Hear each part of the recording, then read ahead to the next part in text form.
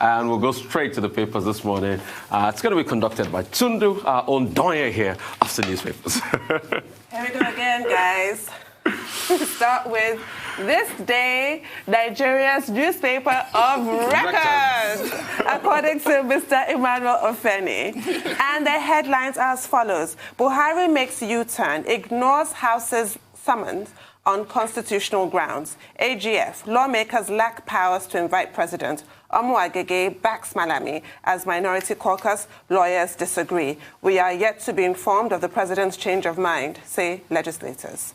And also on this day, states eye capital market for funds to develop infrastructure. Edo to raise 25 billion naira bond.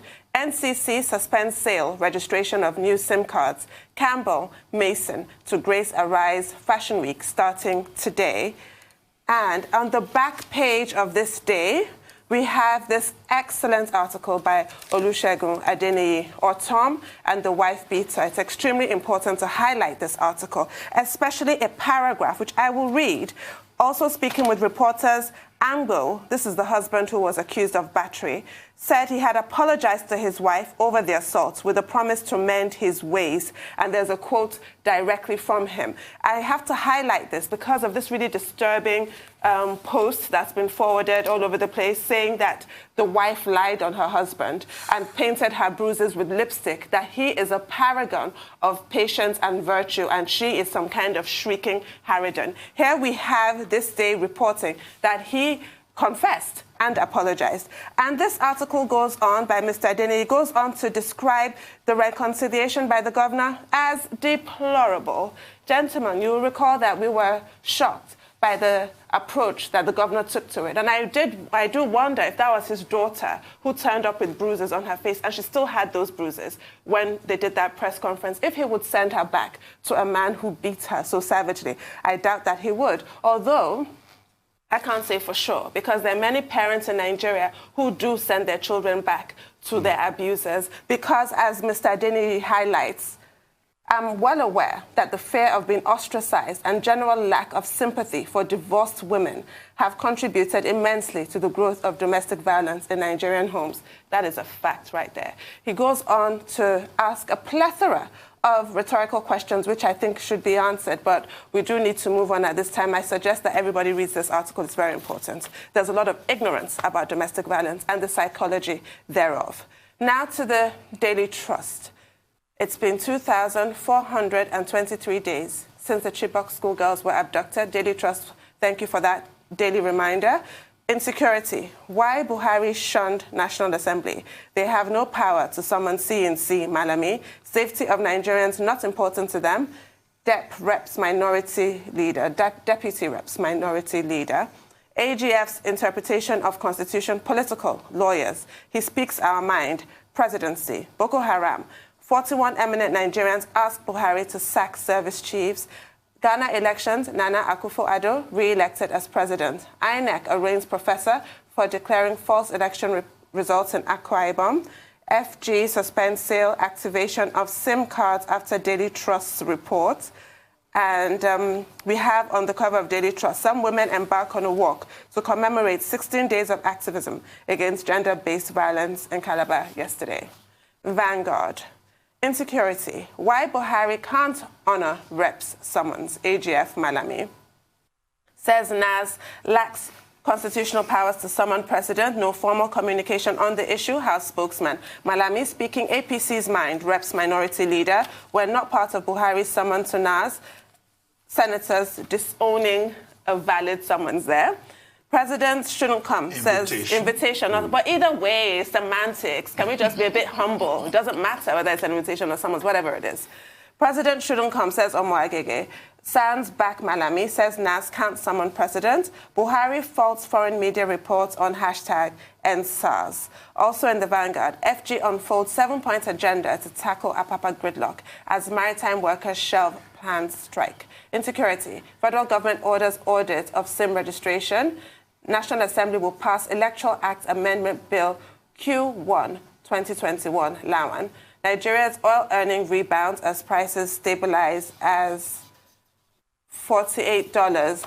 Daily Sun, the same headline. I think this is just the front page news across the board. War over National Assembly summons to Buhari. We go to The Nation, where it's the same thing. Senators Malami oppose Buhari's invitation by reps. New Telegraph, Buhari makes U-turn, cancels appearance before reps. Daily Independent, keeping with the trend. National Assembly to adopt, bucking the trend. National Assembly to adopt electronic voting transmission of results. Make smart card reader compulsory in future polls. And The Guardian, kept with the trend. Constitutional crisis looms as Buhari shuns NAS invitation. The Punch, Sands, others hit Malami as AGF declares Buhari's invitation illegal. Okay, I mean, very interesting stories out there. We've already talked at length about the president's decision or non-decision to appear before the House of Representatives this morning. Well, you know, when we discussed it earlier, we were optimistic that maybe something will happen. But what we've been told by the spokesperson of the House is that, one, they've not received any notification that the president will not come. But at the same time, you know, the president's movement is usually planned. And if he was going to go to the House of Representatives, presidential movement is not something that the president will just stand up and say, I'm going to so-so-so place. I know. So with Femi Adesina saying the AGF has already put the matter to rest, so I don't think there's any hope that it will go today. No. But Don't be like that to us, we can continue to say. Don't do that to us. Don't do that to Tunu and I, please. No, but I mean, this is the reality. My president will come. Well, what we can do is to continue to stay with the point that, look, the president has a moral obligation. If today is not possible, maybe next week, because you recall that when the issue came up at the meeting of, you know, the governors and APC chieftains with the president, the Speaker of the House, Femi Gbajabiamila, was quoted as having said, in response to a Southwest governor who was against the idea of the president going there, that, you know, the matter should be left to the discretion of the president. And the president should exercise that discretion, because this is another occasion whereby Nigerians want to hear from him. So national security is often used as some kind of buggy, you know, to cover up certain things. When the media, you know, comes up with certain reports, you are accused of being unpatriotic because your report is not in the interest of national security. This security we're talking about is the security of all of us. All of our business. You know, all of us are involved in it. It's not something that should be reserved only for one individual because he occupies a position. And in any case, I mean, perhaps there are persons in the legislature, in the National Assembly, who also have ideas and who would like to make suggestions to the president. So we hope that maybe another date will be chosen next week or whenever it is convenient for the president, as soon as possible, that he will take up that invitation. As we said, yeah, it's not enough to just hide under legalism. It's a resolution. A resolution does not have the force of compliance, strict enforcement.